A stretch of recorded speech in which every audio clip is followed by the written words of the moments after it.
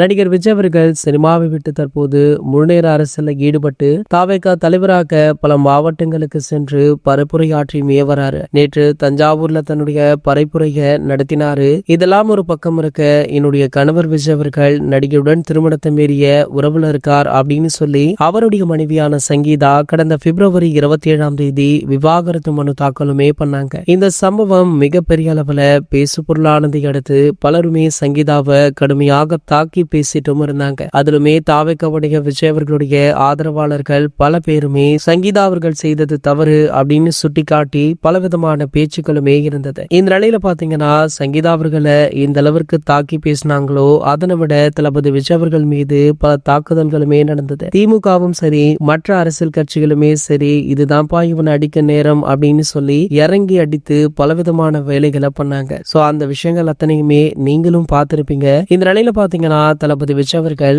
பல பிரச்சனைகளை எதிர்கொண்டு வராரு. இந்த நிலையில அவருடைய மகனான ஜேசன் சஞ்சய் அவர்கள் அவருக்கு பக்கபலமாக களமிறங்கி உள்ளதாக சொல்லப்படுது. ஜேசன் சஞ்சய் அவர்கள் தமிழக வெற்றி கழகத்துல கூடிய விரைவில் இணைய இருக்காராம். மேலும் பாத்தீங்கன்னா உண்மையிலேயே சங்கீதா விஜய் அவர்களுக்கு இடையில என்னதான் பிரச்சனை அப்படின்றத ஜேசன் மூலமாக தெரிந்து கொள்ளலாம் அப்படின்னு பல பத்திரிகை ஊடகங்கள் தற்போதே ஜேசன் அவர்களிடம் நெருங்க ஆரம்பிச்சிட்டாங்களா. கூடிய விரைவிலேயே ஜேசன் அவர்கள் தமிழக வெற்றி கழகத்துல இணைய உள்ளார் அப்படின்ற தகவல் பலருக்குமே அதிர்ச்சியையும் தாவேக்காவினருக்கு மகிழ்ச்சியையுமே கொடுத்திருக்கு. இது போன்ற செய்திகளை பத்தி நீங்க உடனே தெரிஞ்சுக்க நம்மளுடைய சேனலை மறக்காம சப்ஸ்கிரைப் பண்ணிக்கோங்க.